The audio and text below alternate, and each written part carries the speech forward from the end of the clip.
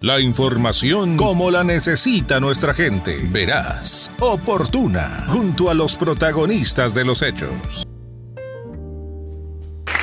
Y para hablar con más detalle sobre este importante tema, hoy nos acompaña una experta en la materia. Nos da mucho gusto darle la bienvenida a la licenciada Ángeles Solís, abogada especialista en el derecho, con amplia experiencia asesorando a trabajadores y a empresas en temas de inscripción, derechos laborales y condiciones salariales. Licenciada, muchas gracias por estar con nosotros. Es un placer tenerla en el programa. Y muy contentos de contar con la presencia de nuestra experta, la abogada Ángeles Solís, que nos estará guiando y resolviendo sobre dudas y temas legales e intereses general. Bienvenida. Abogada Ángeles. Hola, ¿qué tal a todos? Pues muchas gracias por este espacio, abogada Belén. Aquí resolveremos sus dudas laborales del Seguro Social. Hoy hablaré algo muy importante sobre inscripción y baja de trabajadores ante el IMSS. Así que, si eres patrón, trabajador o estás por contratar personal, esto te interesa. Muchas gracias, abogada Ángeles. ¿Nos puede hablar sobre la inscripción y baja de trabajadores ante el IMSS, abogada Ángeles? Por supuesto. Te explico cómo funciona la inscripción y baja de trabajadores ante el IMSS. Con base en los artículos relevantes de la Ley de la Seguridad Social y fundamento legal, inscripción y baja ante el IMSS, de acuerdo a estos artículos y fracciones, establecen que la obligación del patrón de registrar a sus trabajadores ante el IMSS establece la obligación del IMSS, perdón. Sí, no se preocupe, abogada Ángeles. Inscribiéndolos en el régimen obligatorio del Seguro Social. Los patrones están obligados a registrar e inscribir a sus trabajadores en el instituto, comunicar sus altas y bajas, así como las modificaciones de salarios, dentro de plazos no mayores de 5 días.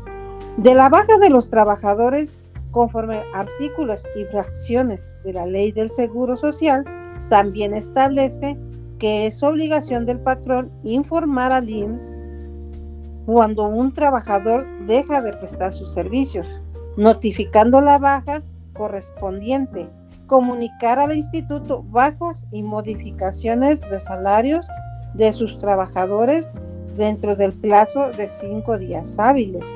¿Cómo se hace la práctica? Pues bueno, el proceso se realiza a través del IDSE, IMSS, desde su empresa, una plataforma digital del IMSS o mediante el SUA. Ahí se notifican altas, bajas y modificaciones de salario. Las altas al inicio de la relación laboral, bajas al término de la relación laboral, modificaciones de salario cuando cambia el sueldo base de cotización de estas. Ejemplo de un caso realista. Por ejemplo, en el caso de María López, trabajadora de una empresa de diseño gráfico, en esta situación, pues tiene que inscribir su fecha de ingreso, salario mensual y fecha de baja. Por ejemplo, su fecha de ingreso, si es del 1 de marzo de 2025 y un salario mensual de 12,000 pesos, y su fecha de baja del 30 de abril de 2025 por renuncia voluntaria. Respecto a la inscripción al IMSS, la empresa debe inscribir a María a más tardar del 6 de marzo del 2025, reportando pues su nombre completo, NSS, CUR, salario base de cotización, puesto, fecha de inicio y tipo de contrato. Esto se hace por medio del IDSE o SUA, y con ello María obtiene acceso a los servicios médicos del IMSS y genera semanas cotizadas. Baja ante el IMSS. Estas bajas, cuando María renuncia, la empresa tiene 5 días hábiles para notificar la baja, es decir, a más tardar el 7 de mayo del 2025, conforme al caso que estoy explicando. Se informa al IMSS que la relación laboral terminó y se actualiza su estatus, lo que detiene las obligaciones del patrón respecto a las cuotas. Y la importancia de cumplir con estas obligaciones, si no se inscribe o no se da de baja al trabajador correctamente, puede haber multas y recargos. También puede haber consecuencias legales por afectación a los derechos del trabajador, como acceso a servicios médicos, incapacidades y pensiones. Es cuanto, licenciada. Excelente, abogada. ¿Nos podría decir cuál es la diferencia entre afiliar, inscribir y registrar ante el IMSS? Excelente pregunta, licenciada Belén. En el contexto del IMSS y de la Ley del Seguro Social, los términos afiliar, inscribir y registrar se usan con frecuencia y a veces parece lo mismo, pero no es así. Sí tienen diferencias útiles, pero importantes, dependiendo del sujeto, patrón, trabajador o beneficiario al que se apliquen. La diferencia, según la Ley del Seguro Social, la afiliación, ¿qué es? Pues bien, es el acto mediante el cual una persona, trabajador, patrón o beneficiario obtiene un número de seguro social. Y entre el sistema del IMSS, ¿quién lo hace? Puede hacerlo el propio trabajador o el patrón. Según la base legal y artículos y fracciones de la Seguridad Social, la afiliación es el acto mediante el cual el IMSS incorpora a una persona al régimen de seguridad social y le asigna un número de seguridad social. Piensa en esto. ¿Cómo darse de alta en el sistema del IMSS? La inscripción. ¿Qué es la inscripción?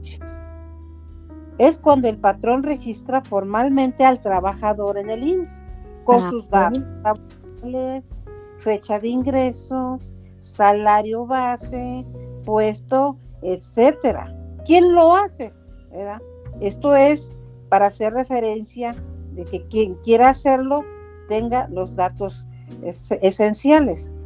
Entonces, ¿quién lo hace? Pues lo realiza el patrón. ¿Cuál es su base legal? Son los artículos y fracciones de la Seguridad Social que señala que los patrones están obligados a inscribir a sus trabajadores en el instituto. Esto es como matricular al trabajador ya afiliado a un contrato laboral específico. ¿Cómo es el registro o qué es el registro? Bien, el registro tiene 2 usos comunes. Registro del patrón ante el IMSS. Cuando una empresa se da de alta como patrón, también puede referirse de forma general al registro de trabajadores ya inscritos. ¿Quién lo realiza? Lo realiza el patrón cuando inicia actividades o ante movimientos. Según la base legal, artículos y fracciones de la Ley de Seguridad Social, su base señala en sus artículos que los patrones tienen la obligación de registrar e inscribir a sus trabajadores ante el instituto. Así es el paso previo, compañera licenciada. La empresa debe registrar antes la inscripción de los trabajadores. Por ejemplo, un caso real de Carla Jiménez y la empresa Diseños Urbanos. Carla nunca ha trabajado antes, así que no tiene IMSS. Al ser contratada, la empresa la afilia Carla se afilia al IMSS y obtiene su NSS. Este sería un ejemplo, ¿verdad, abogada? Sí, así es. Lo estoy explicando, pero si alguno tiene algún inconveniente y quiere saber un poquito al respecto, pues ya tiene un caso en el cual se puede referir. Ok. Dice, la afiliación, por ejemplo, Carla se afilia al IMSS y obtiene su NSS. Esto lo puede hacer en línea o acudiendo al IMSS. Puede hacerlo la empresa también, o sea que tiene esta opción de que la empresa también lo puede hacer. Registro del patrón. Según Diseños Urbanos SADCB, ya está registrada como patrón ante el IMSS.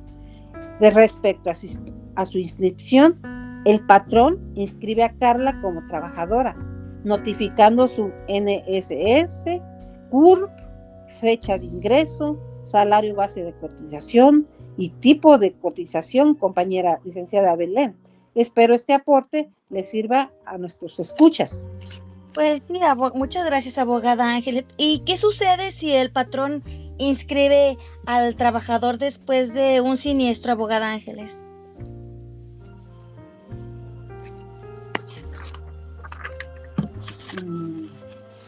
Permítame. Sí, abogada.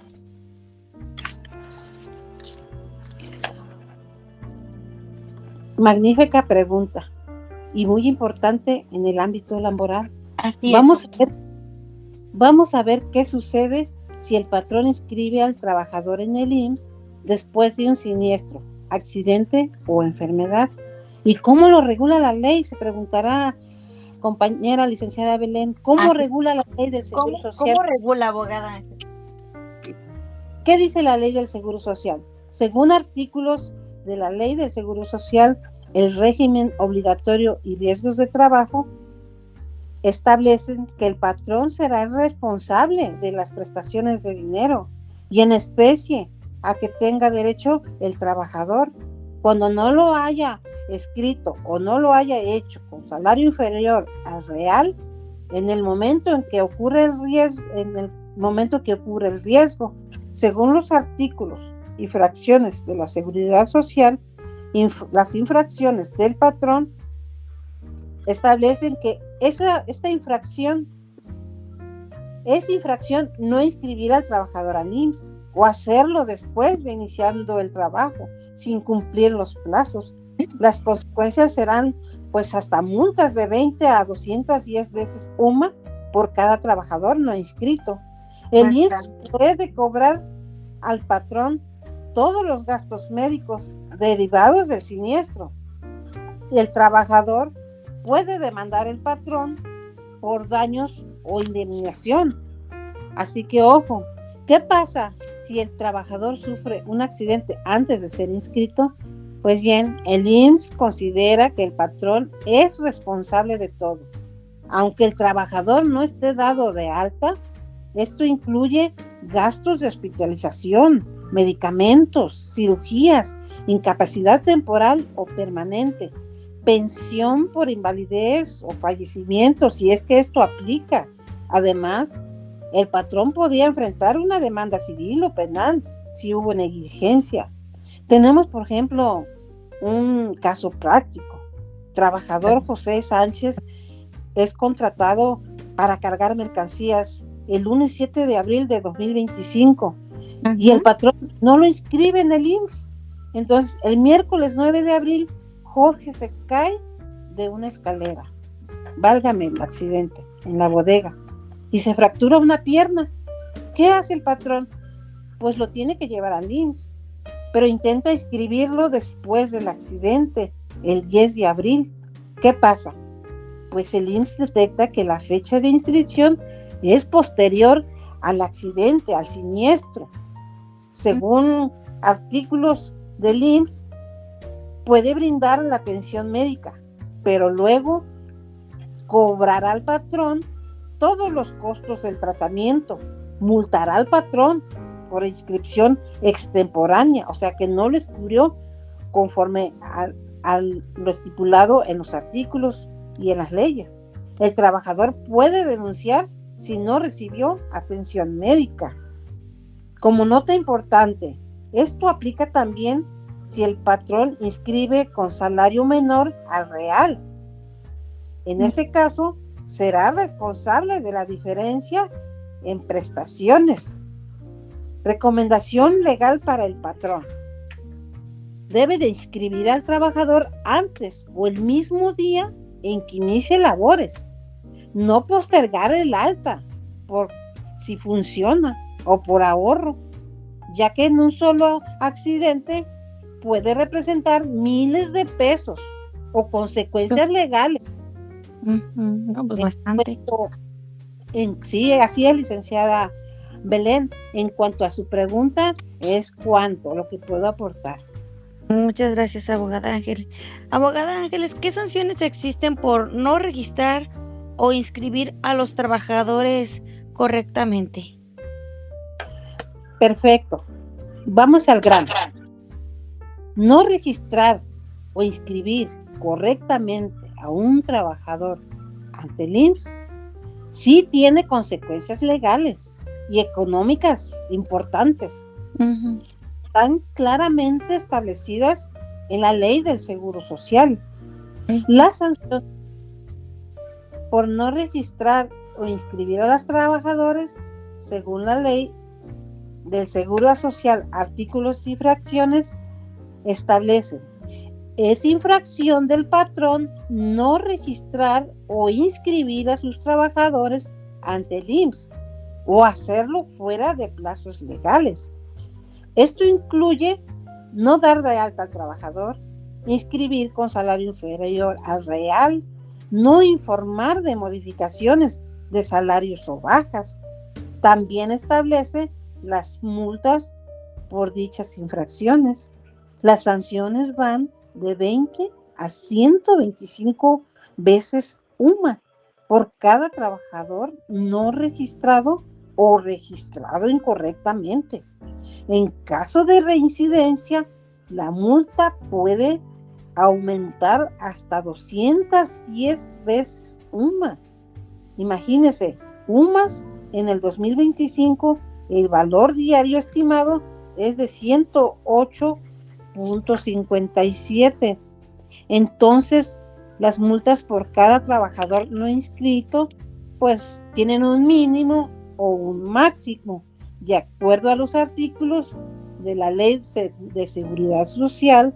Si ocurre un riesgo de trabajo y el trabajador no está inscrito, el patrón debe de cubrir todas sus prestaciones, atención médica, pensiones, incapacidad, etcétera, de su propio bolsillo. El patrón tiene que aportar de su propio dinero. Las consecuencias adicionales son como reclamaciones laborales o demandas del trabajador. El IMSS puede hacer auditorías y requerir pagos retroactivos. Posible denuncia ante el STPS por incumplimiento laboral. Tenemos un caso práctico de José Pérez, ayudante de construcción. Él inició en una fecha laboral del 1 de marzo del 2025. El patrón lo contrata, aprueba y decide no inscribirlo aún. El 12 de marzo, José sufre un accidente en obra y se fractura una pierna. ¿Qué sucede? Pues el IMSS tiene que atender el accidente, pero al detectar que José no está inscrito, exige al patrón el pago de todos los gastos médicos, hospitalarios, la pensión por incapacidad temporal de José, la multa por no inscribirlo a tiempo y mínimo 2.171 aproximadamente, puede subir según su gravedad. Además, el patrón enfrenta una revisión del IMSS y podría tener que pagar cuotas retroactivas de otros trabajadores. Otro ejemplo frecuente es el caso de María, que trabaja en una fonda y gana 6,000 mensuales, pero la inscribieron con solo 3,000 pesos. El patrón cree que así ahorra sus cuotas. María se embaraza y solicita la incapacidad por maternidad. ¿Qué ocurre? Pues el IMSS detecta que el salario real no coincide. Aplica sanción al patrón por declarar un salario inferior. Y de acuerdo a los artículos y fracciones de la Seguridad Social, el IMSS puede exigir el pago retroactivo de cuotas emitidas más recargos y multas, compañera licenciada. ¿Es cuánto? ¿Cómo se puede inscribir un trabajador al IMSS? Claro, aquí te explico de forma clara y completa cómo se inscribe un trabajador al IMSS. Paso número 1. Afiliación del trabajador, si no tiene NSS. Antes de inscribirlo, el trabajador debe tener un NSS. Si no lo tiene, el trabajador puede obtenerlo en línea en el link del IMSS o acudir a una subdelegación del IMSS con CURP o identificación oficial. Según artículos y fracciones de la Ley del Seguro Social, la afiliación es el acto mediante el cual el IMSS incorpora a una persona al régimen de seguridad social y le asigna un NSS. Paso número 2.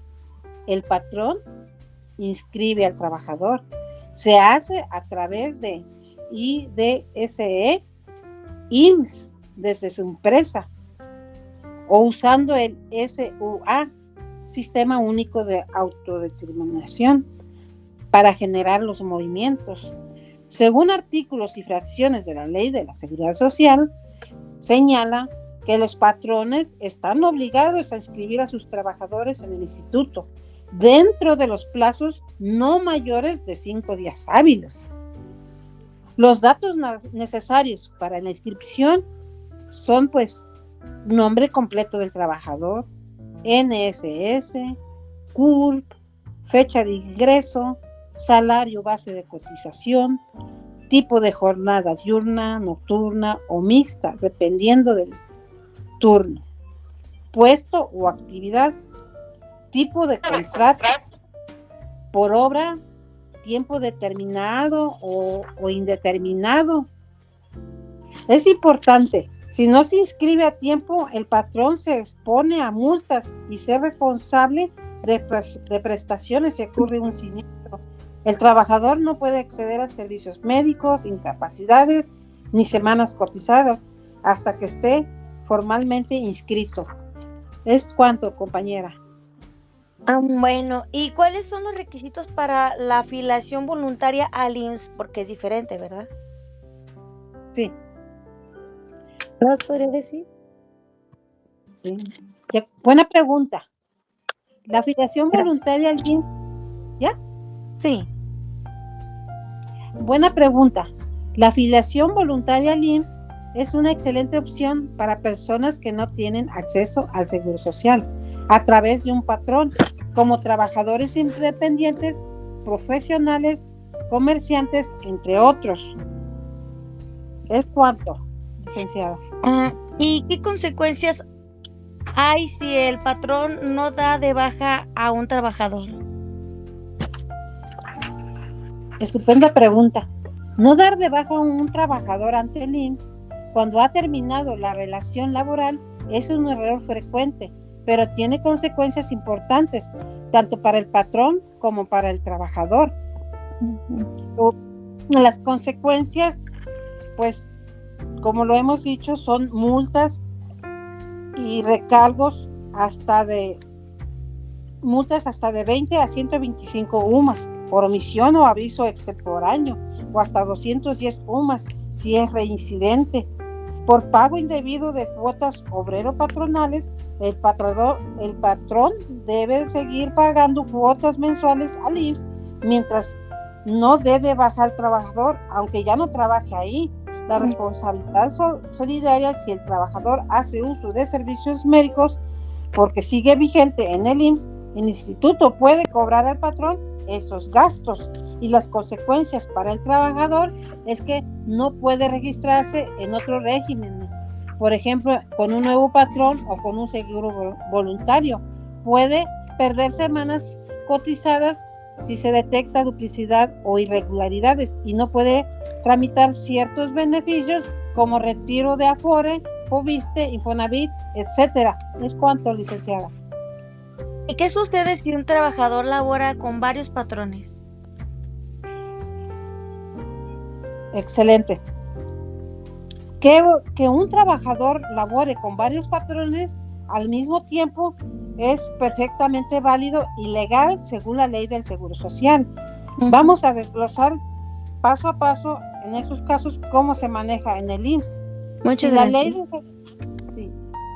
Si la ley del Seguro Social permite que un trabajador esté asegurado por más de un patrón al mismo tiempo, siempre y cuando las relaciones laborales sean reales y vigentes, cuando el patrón cumpla con sus obligaciones de inscripción y pago de cuotas. Es cuanto, licenciada. ¿Y cómo se calcula el salario base de cotización para trabajar con la jornada reducida? Muy buena pregunta. El salario base de cotización es la base sobre la cual se calculan las cuotas obrero-patronales al IMSS. En el caso del trabajador con jornada reducida o parcial, el cálculo tiene algunas particularidades y está regulado por la ley del Seguro Social. ¿Cómo se calcula? Según los artículos y fracciones que lo sustentan, el salario base de cotización se integra con los pagos hechos en efectivo por cuotas diarias, gratificaciones, percepciones, alimentación, habitación, primas, comisiones, prestaciones en especie y cualquier otra cantidad que se entregue al trabajador en su trabajo.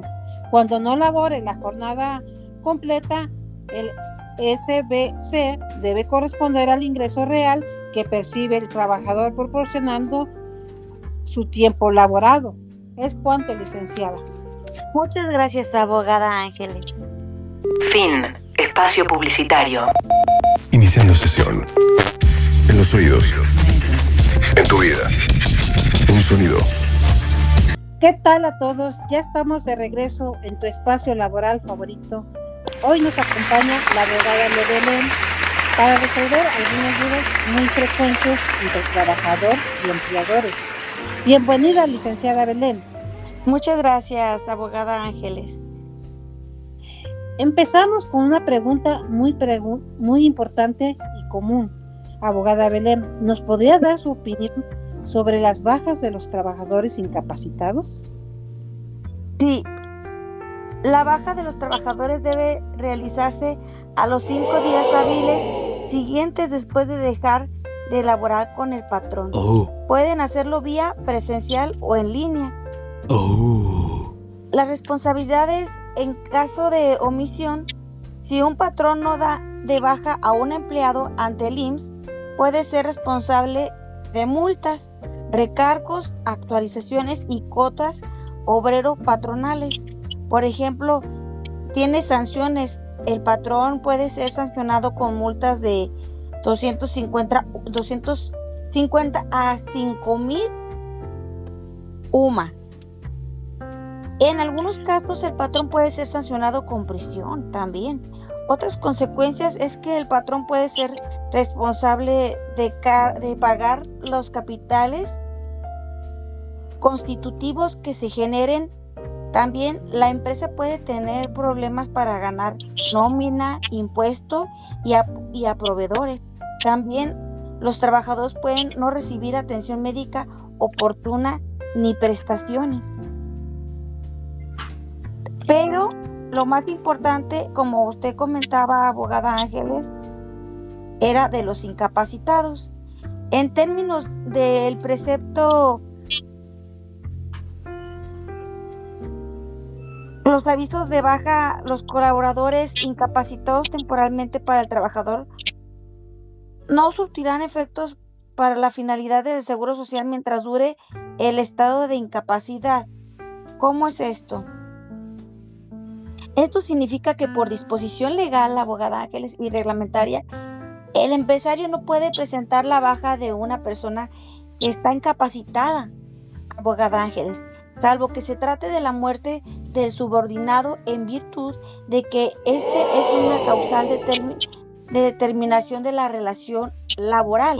Eso lo encontramos en nuestro artículo 53, fracción 2 de la Ley Federal del Trabajo.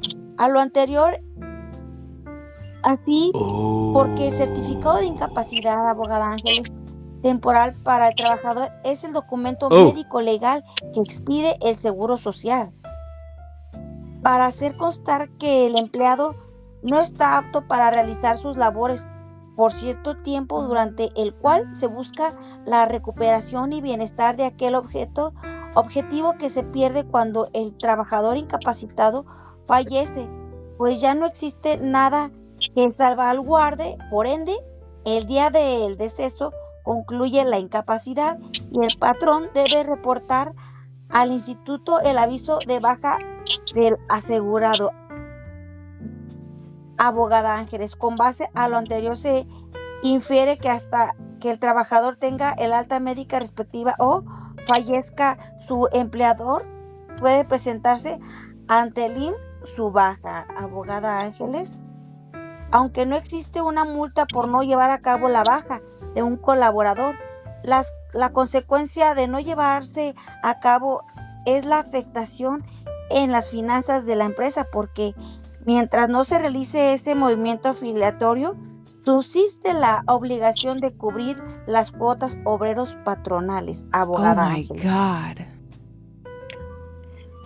Gracias, licenciada. Ahora, cambiando de tema, ¿nos podría usted decir o hablar sobre los salarios? Sí, abogada Ángeles.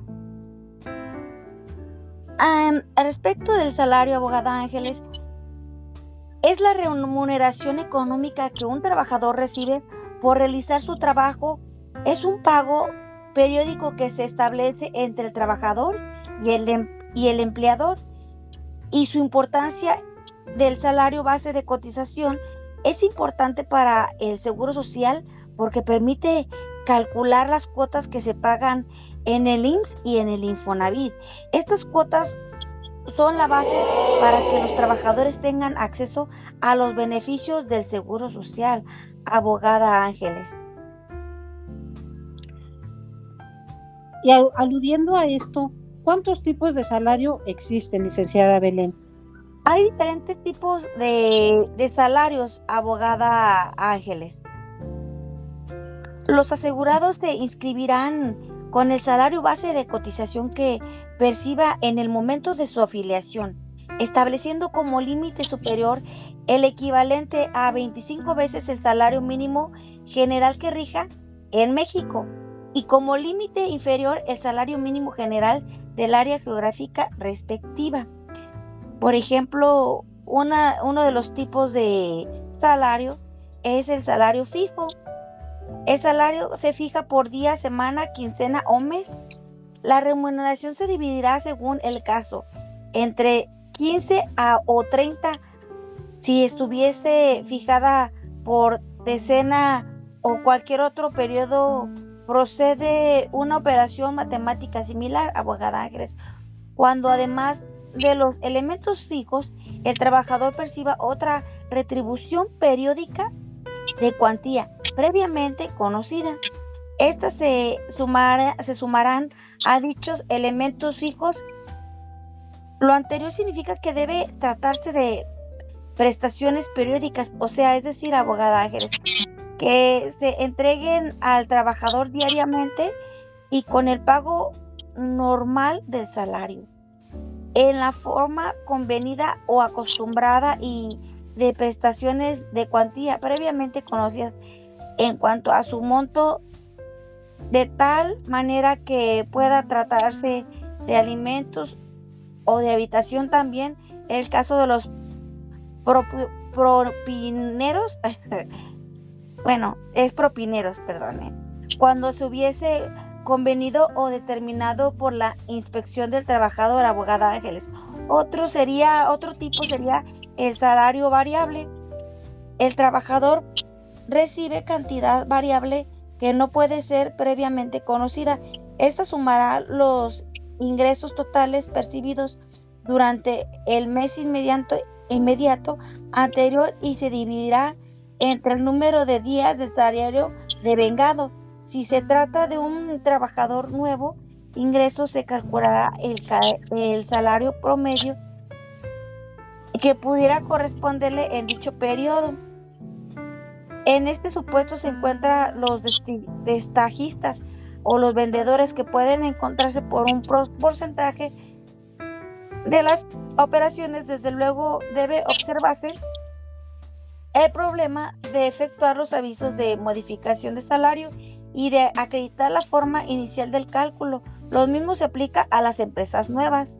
Por ejemplo, el salario mixto es el salario se integra con cuota fija y prestaciones variables, como sucede con muchos vendedores o agentes que, además de un salario previamente determinado, recibe comisión, primas o propinas.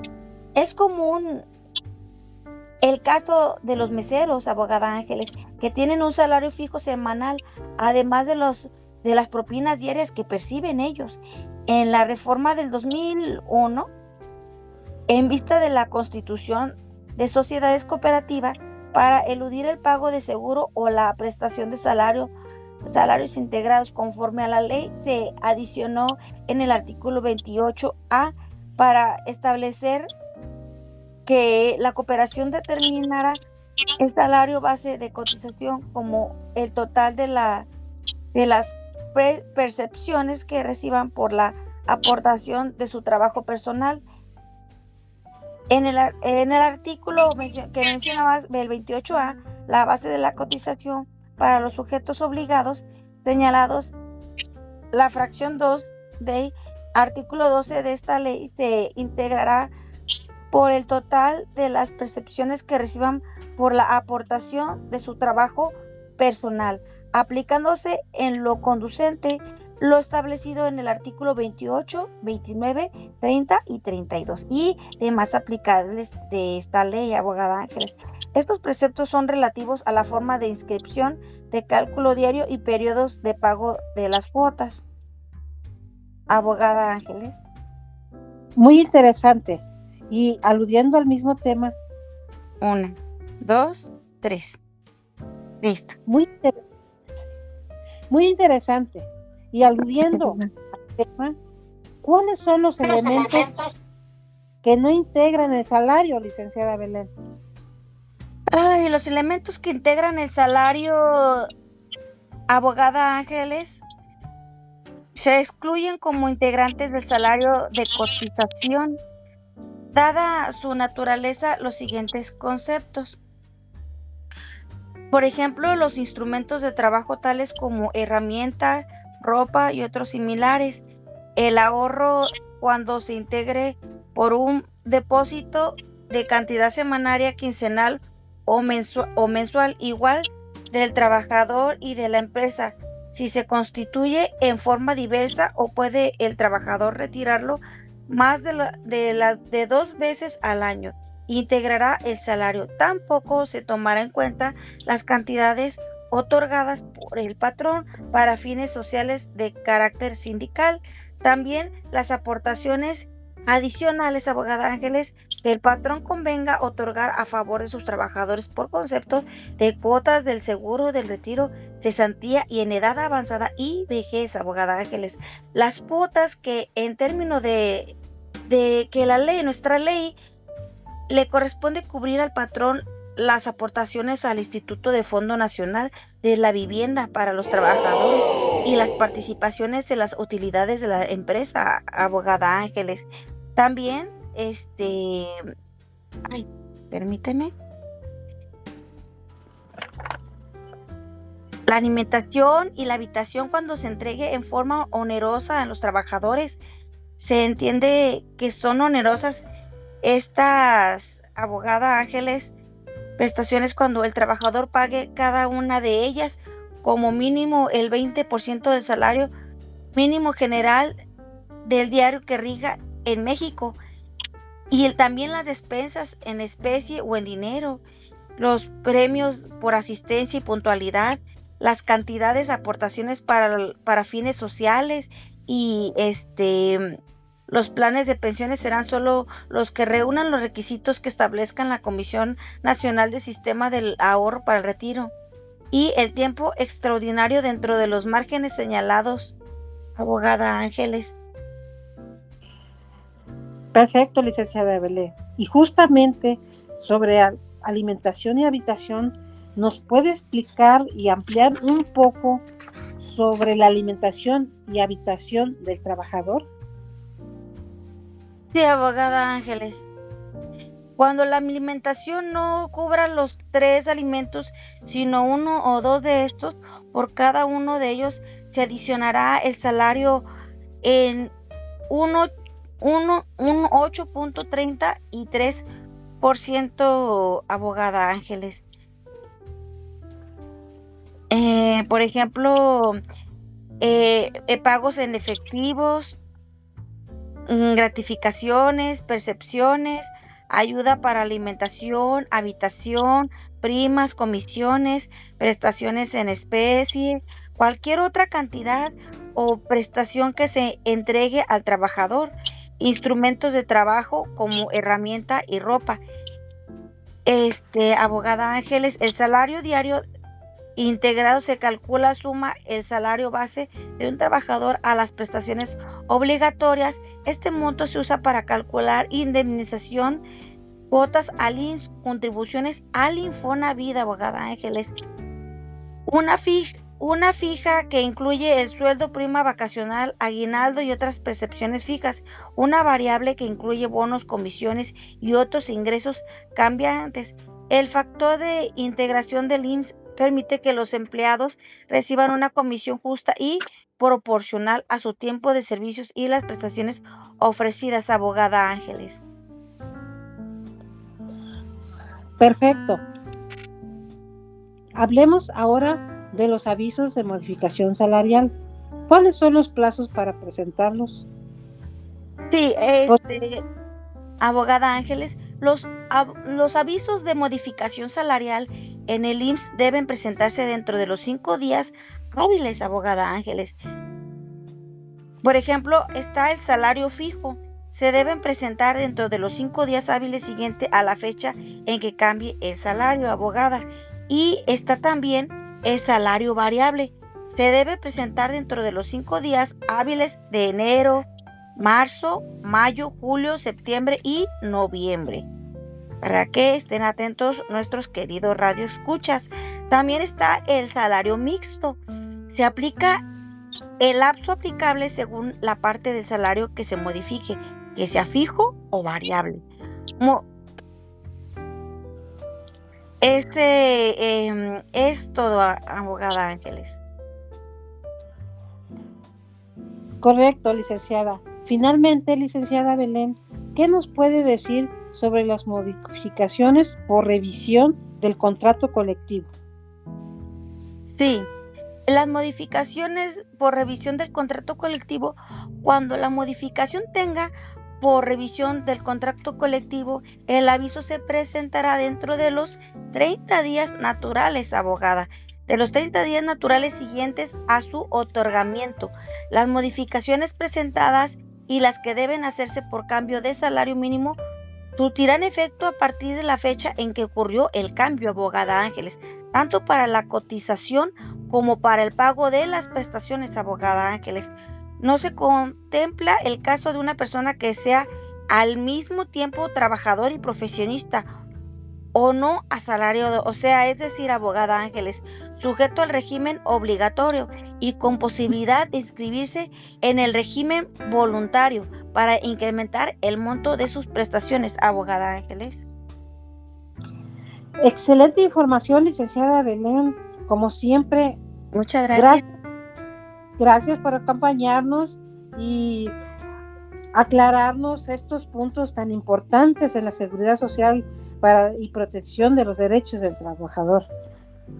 Nos escuchamos en la próxima cápsula laboral. No se lo pierdan, aquí con la licenciada Belén. Gracias. Muchas gracias, abogada Ángeles, por acompañarnos aquí en el programa de radio de la seguridad social sobre el salario y todo lo que tiene que saber el trabajador. ¿Nos podría decir su tema que llevó, abogada Ángeles? Por supuesto, licenciada Belén, muchas gracias.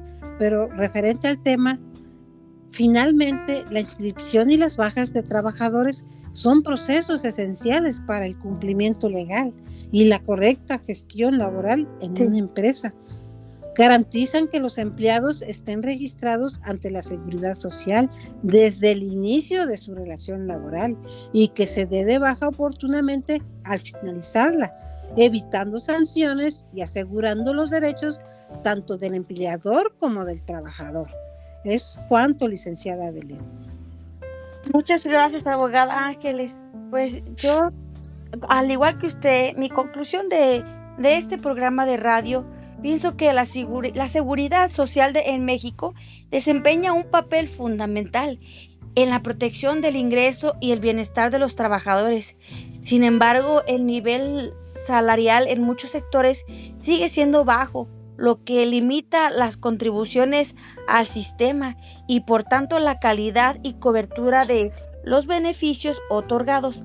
A pesar de los avances en formalización del empleo, aún existe una falta proporción de trabajadores en la economía informal que no cuenta con acceso a servicios como atención médica, pensiones o seguros por riesgos laborales. Para mejorar la eficacia del sistema, es necesario fortalecer los mecanismos. Es necesario fortalecer los mecanismos de recaudación, fomentar la formalidad laboral y establecer políticas salariales que garanticen una remuneración digna que contribuyan al desarrollo sostenible y equitativo del país, abogada Ángeles. Pues muchas gracias. ¿Sí, abogada Ángeles? Adelante. Muchas gracias, abogada, por estarnos acompañando en este programa de radio. La verdad, estamos complacidos con su presencia, de platicarnos sobre este tema tan importante que es para todos los trabajadores mexicanos, abogada Ángeles. Muchas gracias a usted, licenciada Belén, por este espacio y pues gracias y hasta la próxima oportunidad. Muchas gracias, abogada Ángeles. Y así llegamos al final de este programa. Agradecemos profundamente a la abogada Ángeles Solís por compartir sus conocimientos con todos nosotros, con nuestros queridos radioescuchas y con ella en su presencia. Gracias también a ustedes por sintonizarnos, por sus preguntas. Si gustan hacernos preguntas, se las contestaremos con mucho gusto, queridos radioescuchas. Y gracias por su confianza. Los esperamos en nuestra próxima emisión con más información útil y alcance de todos. Hasta la próxima, abogada Ángeles. Hasta la próxima, licenciada Belén. Gracias. Gracias.